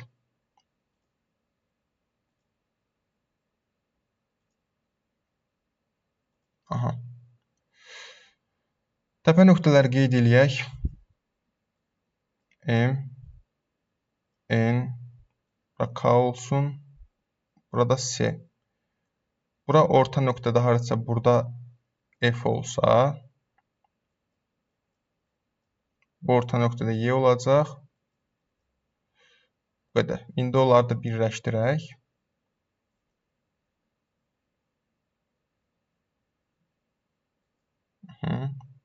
Buradan da bura. Deməli, indi bizdən nə deyibdi? YNKF dördbucaqlısının sahəsi, yəni burada narıncı rənglə verilən hissənin sahəsi 20 kvadrat santimetrə bərabərdir. MNKS düzbucaqlısının sahəsi neçə kvadrat santimetrə bərabərdir? İndi biz bilirik ki, bu Y ilə F, N və uzunluğun orta nöqtəsidir. İndi bura X desək, burada X olmuş olur. Onda burada Y desək, burada Y olmuş olur. Eləmi? Onda bura 2X-dir. İndi buradakı üçbucağın sahəsi nəyə bərabərdir? XY bölünsün 2-yə. Katet hasili bölünsün 2. O da bərabərdir. Deyək ki, S olsun. Buranın sahəsi S-dir. Buradakı düzbucaqlının sahəsi nədir? Yəni, narıncı hissədən geriyə qalanların sahəsi. Buranın sahəsi də nədir? 2XY bölü 2, yəni XY. Hansı ki, bunun 2 qatına bərabərdir. Onda burada olacaq 2S. Oldu mu? Oldu. Burada 2S olsun. İndi buradan mən belə bir şey göstərəcəm. Bu nöqtədən gətirək bunu burayla birləşdirək. Burada alınan bütün bilirik ki, biz YFK'nin sahəsi 20 kvadrat santimetrdir. Bunun sahəsi buradakı körbucaqlı üçbucağın sahəsi buradakı düzbucaqlı üçbucağın sahəsinə bərabər olacaq. Niyə? Bu körbucaqlı FYN körbucaqlısının sahəsi tərəf və ona endirilmiş hündürlüyün yarısına bərabər deyilmi?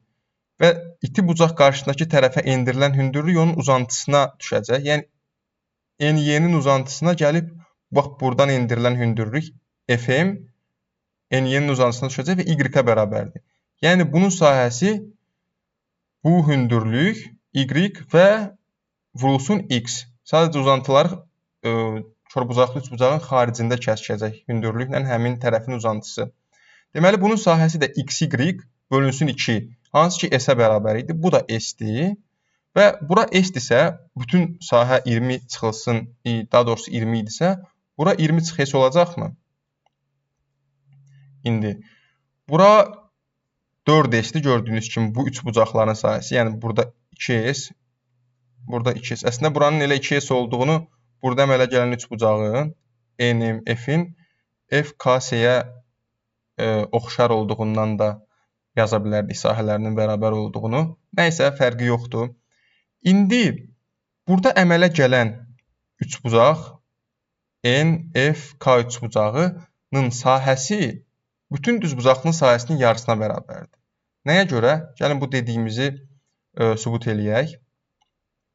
Buradan belə bir hündürlük çəksək, təbii ki, bu hündürlük bu yan tərəflərə paralel olduğuna görə 2x-ə bərabər olacaq. Burada 2y olduğuna görə tərəf və ona endirilmiş hündürlük və onun yarısı, yəni 2x vurulsun 2y, 4xy, onun da yarısı 2xy olacaq. Nəyin sahəsi? S üçbucaq dedik ki, FNK-nın. FNK bərabərdir 2xy-ə. Bütün düzbucaqlının sahəsi nədir? 2x vurulsun 2y, 4xy. Gördük də həmin fərqi yoxdur. Bu orta nöqtə olsun ya olmasın. İstəyir lap gəlsin bu F nöqtəsi burada olsun.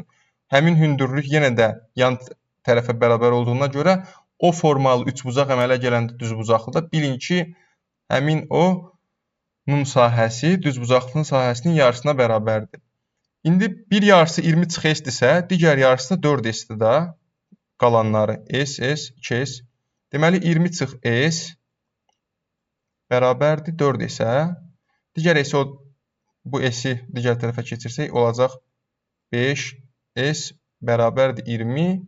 Buradan da S bərabərdir 20 böl 5-dən 4 gələcək. Deməli, həmin S 4 idi. Deməli, bura 4S-dir. Onda olacaq 20. Bir dəqiqə, 16 daha doğrusu. Bir də burada 20 çıx S-dir. Digər yarısda bu da 16-dır. 16, 16, 32. Göstəricilərin kifayət etməsi. Baxaq 71-ci suala. M sıfırdan fərqli tam ədəddir. İki şərt verilir. Birinci şərtdə deyir ki, M hər hansı tam ədədin 3-cü dərəcəsinə bərabərdir. Həmin hər hansı tam ədədə deyək x. Birinci şərt baxaq nə olacaq. Hər hansı tam ədədin, yəni x-in kubu bərabərdir m-ə. Və x də deyir ki, tam ədəddir. Daxil edin. Deməli, burada bizdən nəyi soruşur? M ədədinin müsbət və ya mənfi olduğunu müəyyən etmək üçün. İndi belə deyək. X əgər mənfidirsə, onun kubu da mənfi olacaq. Yəni m mənfi olur. X müsbətdirsə yox. Onda onun kubu da mənfi olmayacaq, müsbət olacaq. Yəni m birində müsbət oldu, birində mənfi. Təbii ki, x 0 ola bilməz. Çünki m sıfırdan fərqli tam ədəddir. X 0 olsa m də 0 olur. Deməli burada m mənfi də ola bilər, müsbət də. İkinci şərtə baxanda deyir m hər hansı tam ədədin 5-ci dərəcəsinə bərabərdir. O da y olsun. Y üstü 5 bərabərdir m-ə və y tam ədəddir. İndi burada m-in mənfi ya müsbət olduğunu tapa bilərikmi? Yenə eyni qaydada y mənfi olsa m mənfi olacaq. Y müsbət olsa m müsbət olacaq. İndi bunları birləşdirsək nəsə dəyişirmi? Baxdıq ki, ayaqda kifayət deyil. Yəni həm m hər hansı bir ədədin 3-cü dərəcəsinə bərabər olsun, həm də 5-ci dərəcəsinə. Yəni ikisi eyni anda x üstü 3 bərabərdir y üstü 5 bərabərdir m-ə. Yəni eyni anda m həm y üstü 5-ə hər hansı bir tam ədədin 5-ci dərəcəsinə, həm də başqa bir tam ədədin 3-cü dərəcəsinə. Yenə də eyni qaydada bunlar da hər ikisi tam ədəddirlər. İndi burada da yenə gördüyünüz kimi x mənfi ədəd olsa, x-in üstü 3 bərabər, yəni x kubu bərabərdir y üstü 5-ə. X mənfi ədəd olsa, y onda deməli mütləq şəkildə mənfi olmalı ki, bunlar bir-birinə bərabər olsun. Müsbət olsa bərabər ola bilməz. Və x də y də mənfi olanda başa düşürük ki, m mənfidir. Yox, x müsbət olsa, başa düşürük ki, y də müsbət olmalıdır ki, bu ikisi bir-birinə bərabər olsun. Onlar da m-ə bərabər olmaq üçün deməli müsbət olacaqlar. Biri müsbət olanda digəri də müsbət olur. Onların kubu və üstü 5-ci dərəcəsi də müsbət olur.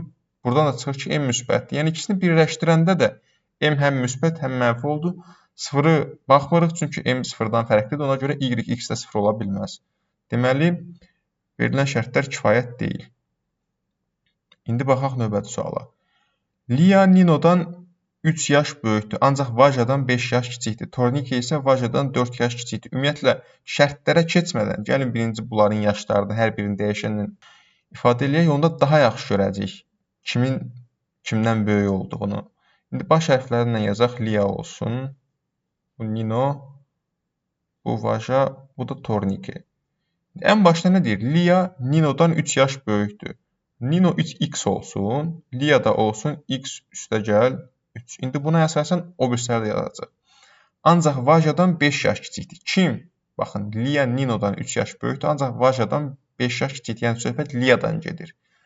Lia Vajadan 5 yaş kiçiksə, deməli Vaja ondan 5 yaş böyükdür. Deməli x üstəgəl 3 üstəgəl 5-dən x üstəgəl 8. Tornike isə Vajadan 4 yaş kiçikdir. Vajanın yaşı x üstəgəl 8-dir. Tornikenin yaşı da ondan 4 vahid kiçik. 4 da çıxanda olacaq x üstəgəl 4. İndi nə soruşur? 2 şərt verilmişdi. Nino'nun 6 yaşı var, o bir şərtdə Tornike'nin 10 yaşı var, Lia'nın neçə yaşını? Təbii ki, bunların ikisi də kifayət eləyəcək. Niyə? Birində Nino'nun yaşını verir, deyir x bərabərdir 6. Digər hamısı da x-li ifadə olduğuna görə istəniləninin yaşını tapa bilərik. Təkcə Lia'nın yox, hər birinin yaşını tapa bilərik. O birisində də ikinci şərtdə deyir Tornike'nin 10 yaşı var. Yenə x-li bir ifadəni verib, x-ə əsasən tənniyə eləyəcək, tapacaq yenə x 6-dır, x üstəgəl 4 bərabər ondan. Oradan da x tapandan sonra yenə istəniləni tapa bilərik, necə ki, Lia'nda tapa bilirik. Yəni, hər iki şərt başda verilən şərt altında kifayət eləyir. Deməli, nədir? Ayrı-ayrılıqda həm 1, həm 2. Sonra, düzbucaqlı verilmişdi, hansı ki, tərəflərindən birinin paralel parçaları ilə 3 düzbucaqlıya bölünmüşdür. Onlardan ikisi kvadrat, üçüncüsü isə deyildir. Hansı ki, tərəflərinin birinin paralel parçaları ilə 3 düzbucaqlıya bölünmüşdür. Tərəflərindən birinə paralel parça demək istəyibdi, amma birinin deyib, niyə belə deyib, bilmirəm. Yenə tərcümədə problem var. İndi baxaq, bir dənə düzbucaqlımız var. İndi deyir ki, tərəflərindən birinə. Tutaq ki, kvadrat əldə etmək üçün təbii ki, bura n, bura uzunluqsa belə çəksək, uzunluğa paralel çəksək, kvadrat kimi görünməyəcək. Ona görə n-ə paralel çəkib kvadratlara bənzədək. Bura bir kvadrat olsun. Bu da bir kvadrat olsun. Yox, hətta bu olmayacaq belə yaxşı. Biraz da belə çəkək. Aha. Onlardan deyir indi, yəni bu iki parça tərəflərindən birinə, yəni bu n-ə paralel olacaq. Təbii ki, bu n də buna paraleldirsə, bu n-ə də paralel olacaqlar. İndi hətta bunların təpə nöqtələrini qeyd eləsək, daha yaxşı şifahi izahı başa düşərsiniz. A, B, C, D.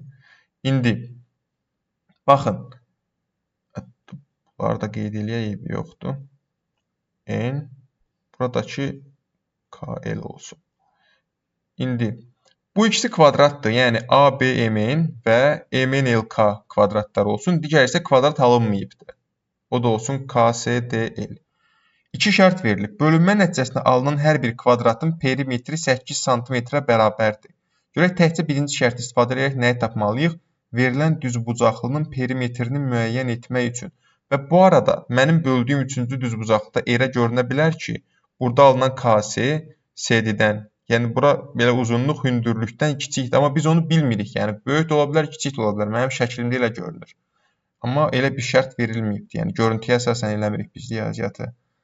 Bölünmə nəticəsində alınan hər bir kvadratın perimetri 8-dir. Deməli, tərəf 8 bölü 2-dən 2 olur. Deməli, bura 2-dir. Burada 2, 2, 2. 2-ləri yazaq. Nəyi deyir indi bizə? Onda bura 2-dirsə, onda bura da 2-dir. İndi nə deyir? Verilən düzbucaqlının perimetrini müəyyən etmək üçün.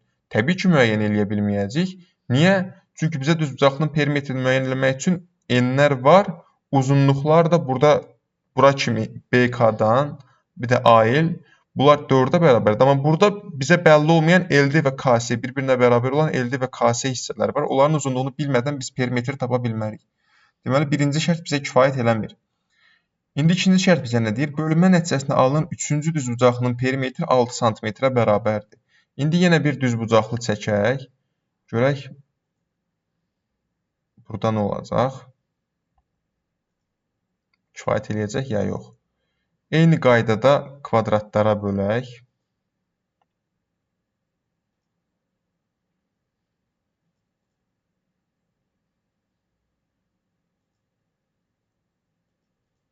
İki dənə kvadrat. Yəni deyir, indi bölünmə nəticəsində alınan üçüncü düzbucaqlının perimetri. Yəni buradakı düzbucaqlının perimetri 6-dır. Perimetri 6-dırsa, biz perimetr düsturu nə idi? Bura məsəl üçün A desək, bura B desək, perimetr düsturu odur ki, 2 vurulsun A üstəgəl B. Həmin A üstəgəl B cəmindən 2-dən olduğuna görə 6-ya bərabər. Onda biz nə başa düşürük? A üstəgəl B 3-ə bərabərdir. İndi 3-ə bərabər olan cəmi biz bu şəkildə AB yazmayaq. Götürək birinə X deyək, digərinə də 3-dən qalan hissəsi. Yəni 3 çıxılsın X. Birinə X deyirik. Burada 3 çıx X deyirik. İndi burada 3 çıx X olurmu? Və burada əmələ gələnlər kvadratdır. Və bu kvadratın görürük ki, buradakı bu tərəf buna paralel olduğuna görə və bunlar da buna paralel olduğuna görə, uzunluqlar da bir-birinə paralel olduğuna görə bunlar bir-birinə bərabər olacaq. Yəni, iki paralel düz xətt arasındakı paralel düz xəttlər bir-birinə bərabərdir.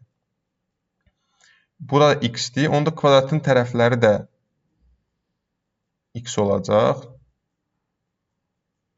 İndi buradan nə tapmış oluruq? Biz perimetri düzbucaqlının X-lə görək nə tapmış oluruq? 2 vurulsun N üstəgəl uzunluq. N neçədir? X. Uzunluq neçədir? Bunları toplayanda X üstəgəl 3 çıx X eləyəcək 3 üstəgəl X. Deməli, N X idi. Uzunluq da 3 üstəgəl X. Bunları toplayaq və 2-yə vuraq. Deməli, nə oldu? 2 vurulsun 2x topla 3, hansı ki də bizə 4x topla 6-nı verir.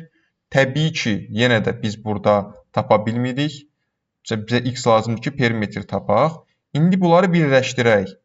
İndi bunları birləşdirəndə bizə nə demişdi? Bura 2-dir demişdi də. Və sonradan da deyir ki, burada əmələ gələn düzbucaqlının perimetri də 6-ya bərabərdir. İndi bu tərəf 2-dirsə, burada 2 olmuşdumu? İndi deyir ki, buranın perimetri, yəni LKSD düzbucaqlısının perimetri 6-dır. Deməli, bu iki tərəfin cəmi deyirik axı 3-dür. Onda bura 1 olmurmu?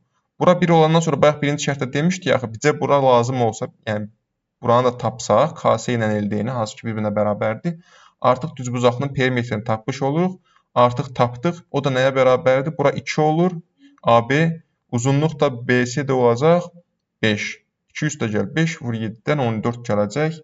Tapmış oluruq. Deməli, birlikdə kifayət edir şərtlər. Sevəndi. İndi baxaq 74-ə. X, Y və Z elə ədədlərdir ki, X çıxılsın Y bərabərdir 2Z. 2 şərt verilmişdi.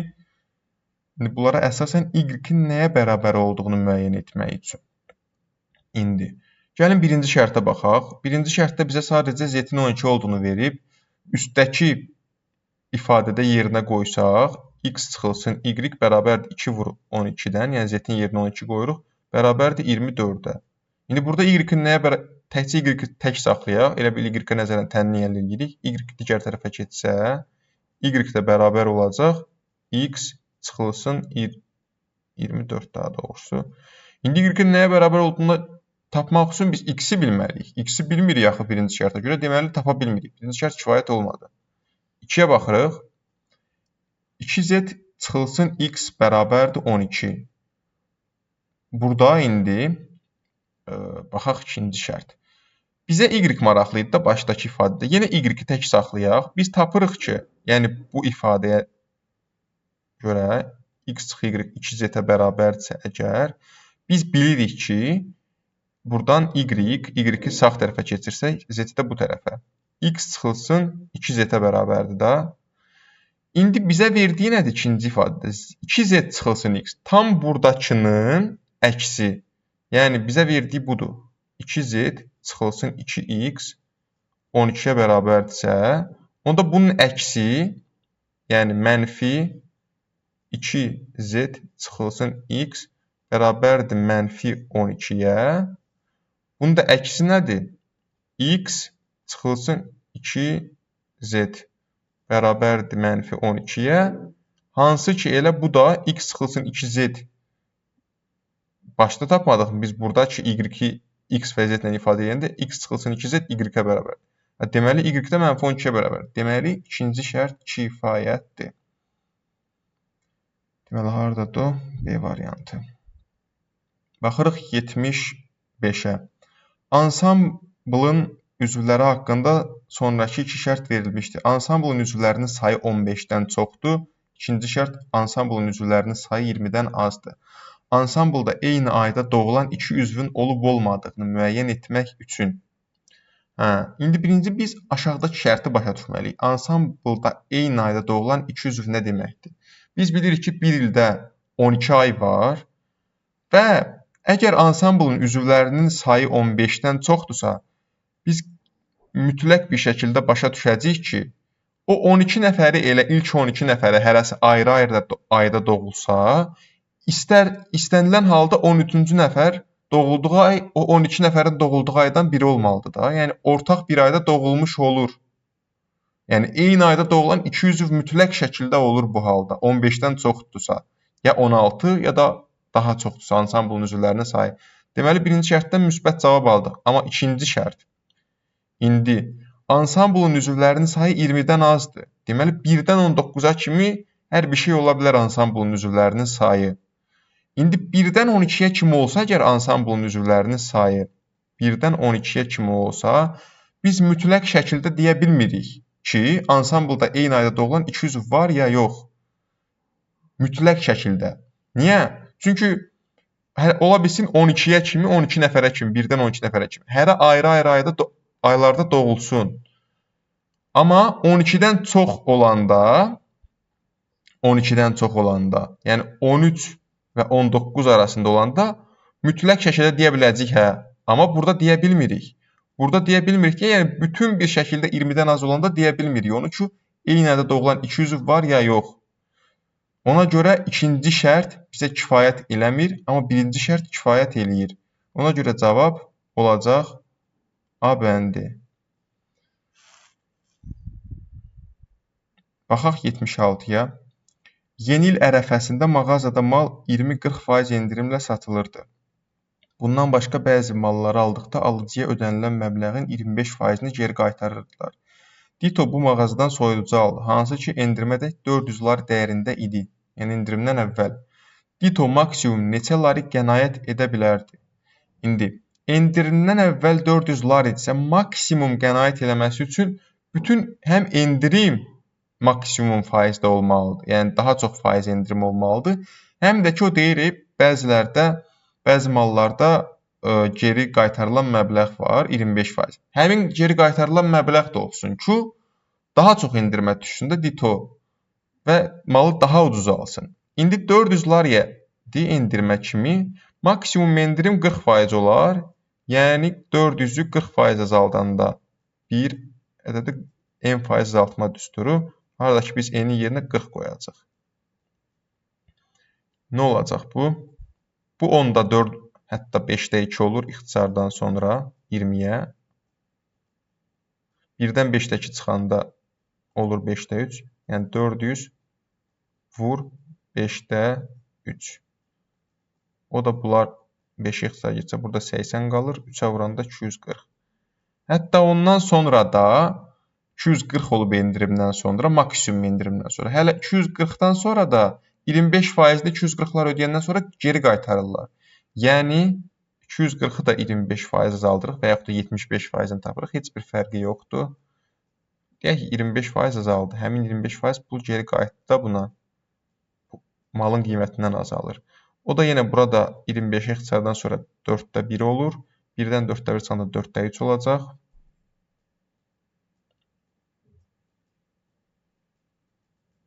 Bu da 4 ixtisardan sonra 60 qalır burada. Burada 1 qalacaq təbii ki. O da 180. Yəni, ən aşağı qiymətə 180 lariyə ala bilər. Amma diqqətli olaq. Dito maksimum neçə lari qənaət edə bilərdi? Demir ha, minimum neçə lariyə ala bilərdi? Minimum 180 lariyə ala bilərdi. Amma minimum 180 lariyə alanda maksimum qənaət eləmiş olur. 400 larilik şeyi 180 lariyə aldısa, qənaətdə 400 çıxılsın 180, 220 lari maksimal qənaət olur. D variantı. 77. Narincilərin və portağalların sayı bir-birinə bərabərdir. Onları qutulara elə yerləşdirdilər ki, hər qutuda ya 3 portağal ya 5 narinci olur. Yerləşdirmədən sonra 1 portağal və 2 narinci artıq qaldı. Sadalananlardan hansı narincilərin və portağalların ümumi sayına bərabər ola bilər? Ümumi sayı. Deməli, bu ümumi sayın yarısı narinci olmalıdır, yarısı portağal. Məsəl üçün, 12 ola bilərsə, 6-sı narinci olmalıdır, 6-sı portağal. İndi burada əsas məsələ nədir? Deyir, hər qutuda ya 3 portağal ya da 5 narinci olur. Yerləşdirmədən sonra 1 portağal və 2 narinci qaldı. Baxın, bu elə bir ədəd olmalıdır ki, narinci və portağalın sayı, hansı ki, bir-birinə bərabərdir onsuz da. Narinci də x-dirsə, portağal da x olmalıdır. Bu x elə bir ədəd olmalıdır ki, bu x-i 3 yerləşdirəndən sonra 1 portağal artıq qalırsa, deməli, bu ədəd 3-ə böləndə qalığı 1 alınan bir ədəd formasındadır. Yəni, 3m topla 1 formasında yaza bilərik. Həmçinin portağal, daha doğrusu portağal əsasən dedik biz bunu, 3 yerləşdirəndə portağalları 1 artıq qalırsa portağalın, deməli, bu ədəd x. 3-ə böləndə qalığı 1 olan ədəddir. Və narinciyə əsasən baxsaq, narinciləri 5-5 yerləşdirəndə 2 narinci artıq qalır. Deməli, o 5-5 yerləşdirəndən sonra 2-si artıq qalırsa, deməli, 5-ə böləndə qalığı 2 olan bir ədəddir. Onu da 5n topla 2 formasında yazaq. Deməli, bu x elə bir ədəddir ki, həm 3-ə böləndə qalığı 1 alınır, həm 5-ə böləndə qalığı 2 alınır. İndi burada verilən ümumi say hansı ola bilər? Əgər ümumi say dediyim kimi 12-dirsə və bunlar bir-birinə bərabərdirsə, 2x bərabər 12-dən təbii ki, hərəsi yarısına bərabərdir. Deməli, portağal da 6-dır, narinci də 6-dır. Ola bilərmi? Portağal 6 olsa, portağalları 3-3 qutuya yerləşdirəndə 1 artıq qalırmı? Yox, çünki 6 3-ə qalıqsız bölünür. Ona görə ola bilməz. 14 olsa, hərəsi 7-7 olacaq. 7 dənə portağal, 7 dənə narinci. 7 portağalı 3-3 yerləşdirəndə həqiqətən 1 portağal artıq qalırmı? 2 qutuya yerləşdirəndən sonra 3 portağal, 3 portağal. Və 7 narincini 5-5 qutulara yerləşdirəndə ikisi artıq qalırmı? 1 qutu olur, İkisi də artıq qalır. Deməli, bu oldu. Cavab B-dir. Digərlərini ola bilməz, biraz da praktik olsun. 8 ola bilməz, çünki 8 portağal olanda 2 portağal artıq qalacaq. 8-in üstdən qalığı 2-dir. Və 8 narinci olanda 3 narinci artıq qalmış olacaq. Deməli, bu da olmur. 18, 9 olanda portağal artıq qalmır. 9-ca qalıqsız bölünür. 3 dənə qutu portağal olur. 9-un 5-dən qalığı 4 dənə narinci artıq qalır. Bu da olmur. 20 olanda 10. Portağal qalıq 1 alınır. 3 qutu portağal olur. 1 artıq qalır. 10 dənə, amma narinciləri yerləşdirəndə 5 artıq narinci tam olaraq yerləşir. 15-ə qalıqsız bölünür və 2 dənə narinci artıq qalıb eləmir. Deməli, cavab 14-dür. İndi baxaq 78-ci suala. Birinci velosipedçi 15 km/saat sürətlə hərəkət edir. İkinci velosipedçi isə hər kilometri keçməyə birinci velosipedçidən 1 dəqiqə az sərf edərsə, onun sürəti nəyə bərabər? Deməli, birinci söhbət dəqiqədən gedirsə və birinci velosipedçi 12 km/saatda 12 km hərəkət edirsə, deməli 60 dəqiqədə 12 km hərəkət. 15 daha doğrusu. 60 dəqiqədə 15 km hərəkət edir. Çünki 1 saat 60 dəqiqədir. İndi 15, hətta kilometrdə yazaq bura. Kilometrə 60 dəqiqədirsə, bəs onda 1 kilometri neçə dəqiqəyə getmiş olacaq? 60-ı 15-ə bölüb 4 tapa bilərik. Nəysə, tənasüb əldə eləyək. Olsun x dəqiqəyə. Dəqiqə yazaq burada. Deməli, tənasüb bunlar düz mütənasib olduğuna görə çarpaz vuranda 1 vur 60 bərabərdir 15x-ə. Buradan da x bərabərdir 60 bölünsün 15-ə. O da bərabərdir 4-ə. Deməli, 1 kilometrdə bu hərəkət eləyirmiş 4 dəqiqəyə. Və deyir ki, ikinci velosipedçi hər kilometri keçməyə birinci velosipedçidən 1 dəqiqə az vaxt sərf edir. Yəni, bu 4 dəqiqəyə keçir 1 kilometri. İkinci velosipedçi isə 1 kilometri 3 dəqiqə keçəcək. 1 dəqiqə az. Onda onun sürəti saatla, yəni 1 kilometri 3 dəqiqəyə gedirsə 60 dəqiqəyə, yəni 1 saata, çünki vaxtlar kilometr saatla ifadə olunubdur. 60 dəqiqəyə neçə kilometr? Bu da y kilometr olsun. İkisini də x ilə işarələnməyək, bir-birinə bərabər olmayacaqlar, çünki o dəyişənlər. Deməli, 3y çarpaz vuranda yenə 3y bərabərdir 1 vur 60-dan 60. Y də bərabərdir 20-yə 60 bölü 3-dən. Yəni 20 km/saat. Təbii ki, daha tez gedirsə, sürəti də daha artıq olmağı məntiqlidir də. İndi. Onun da sürəti 20 km/saat. Baxaq növbəti suala. Sinif otağında olan şagirdlərin 3-ü qız və 1-i oğlandır. Otaqdan təsadüfən çıxan 3 şagirdin 3-ünün də qız olma ehtimalı nəyə bərabərdir? İndi bu tipli sualları necə edirik? İndi fikirləşək 3 dəfə çıxacaq. Bura olsun birinci, bura olsun ikinci dəfə çıxanda, burada üçüncü dəfə çıxanda. Üçünün də qız. Və biz bilirik toplamda 4 uşaq var, 3-ü qızdır. Sinifdə 4 uşaq varsa, birincinin qız çıxma ehtimalı neçədir? 4-də 3. 4 nəfərdən 3-ü qız. Oğlan çıxma ehtimalı 4-də 1-dir, amma bizə qız lazımdır. İndi birinci qız çıxandan sonra sinifdə bura ümumi yazaq, burada qız yazaq. Başda bilirik ki, ümumi 4 nəfər idi, qız 3 nəfərdir. İndi 1 nəfər çıxandan sonra sinifdə 3 nəfər qalırmı? Onun da qız olduğunu tapırıq deyə qız çıxmış olur da. Deməli 2 qız qaldı. İndi 3 dənə qızdan ikisinin çıxma ehtimalı nədir? 3-də 2. İndi yenə 1 qız çıxandan sonra 1 qız qaldı. Sinifdə də ümumi 2 nəfər qaldı. İndi 2 qızdan, 2 nəfərdən birinin qız çıxma ehtimalı nədir? 2-də 1. Bunları da bir-birinə vururuq. Olur bizə 3-ünün də qız çıxma ehtimalı. Nə olacaq? Bu 2 ilə bu 2 gedir, bununla bu gedir. Qaldı 4 ilə 1. Deməli, həmin ehtimal 4-də 1-ə bərabər imiş. Cavab A. Baxaq 80-ci suala. O və O1 mərkəzləri olan çevrələrin yalnız bir ortaq nöqtəsi var.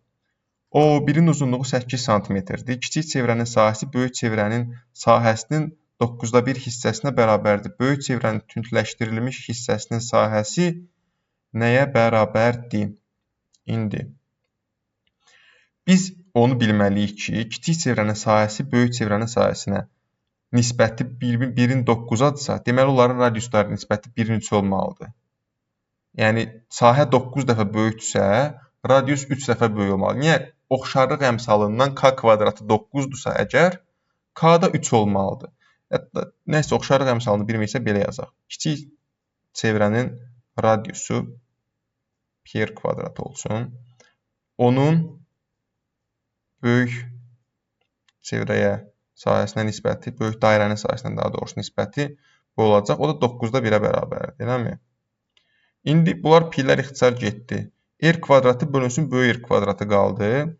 Onu da gəlin belə yazaq. R bölünsün R-in kvadratı bərabərdir 9-da 1-ə. Onda buradan da R bölünsün R bərabərdir plus minus 3-də 1. Amma radius təbii ki, müsbət olduğuna görə radiuslar müsbətin müsbətə nisbəti müsbət olmalıdır. Yəni 1-in 3-ə. Yəni dediyim kimi k kvadratı, yəni oxşarlıq əmsalının kvadratı sahələrdə radiusun kvadratını istifadə edirik ki, onların nisbəti bir digərindən 9 dəfə böyük olduğuna görə biz başa düşməliyik ki, radius 3 dəfə böyük olmalıdır. Onu da belə də göstərdik. Deməli, buradan da vuranda çarpaz başa düşürük ki, R bərabərdir 3R-ə. Yəni balaca radiusun 3 dəfə böyük olduğunu, 3 qatı böyük R-ə bərabərdir. İndi gəlin burada yaxınlaşdıraq, belə işləyək və O1-in 8 santimetrə bərabər olduğunu deyir. Hətta heç yaxınlaşdırmağa ehtiyac yoxdur. Fikir verin. O1, baxın, burada kiçik çevrənin radiusu deyilmi? O1 böyük çevrənin radiusu çıxılsın. Baxın, bu kiçik çevrənin radiusu deyilmi? Bura A yazsaq. O1 nəyə bərabərdir? OA çıxılsın O1A. Yəni OA böyük çevrənin radiusu çıxılsın kiçik çevrənin radiusu olan O1A. İndi deməli O1 bərabərdir böyük çevrənin radiusu R çıxılsın kiçik çevrənin radiusu. R də deməli 3R idi. 3 dəfə böyük idi. 3R çıxılsın R bərabərdir 2R-ə. O da bərabər 8-ə demirmi O1? 8. Deməli kiçik çevrənin radiusu 4 olurmu? 2R bərabər 8-dən. Onda böyük çevrənin radiusundan 3 dəfə böyük demirmi? 3 vur 4-dən 12 gəlmirmi? İndi bizdən nəyi soruşur? Böyük çevrənin tündləşdirilmiş hissəsinin sahəsi nəyə bərabərdir? İndi də götürək böyük çevrənin sahəsini 9-da 8-ə də vura bilərik. Çünki bura 9-da 1 idi. Qalan hissədə bu böyük dairənin sahəsinin 9-da 8 olacaq və yaxud da böyük dairənin sahəsindən kiçik dairənin sahəsini çıxa bilərik. O da nətərdir? Ən asan ilə odur. Gəlin elə onu eləyək ki, başa düşülən olsun. Pi R kvadratı çıxılsın pi kiçik R-in kvadratı. Yəni kiçik dairənin sahəsi. O da bərabər olacaq. Böyük yer deməli 12 olduğuna görə kvadratı 144 pi çıxılsın. Kiçik yer 3 idi. 3-ün kvadratı pi 9 pi. Deməli oradan da sahə nə gəlir? 135. Burada mən nə? Bu 4 idi. Bağışlayın. Burada kiçik dairənin radiusu 4-dür. Mən 3 kimi nəzərə aldım. Ona görə onun kvadratı 16 pi olacaq. Burada cavab da belə gəlmir.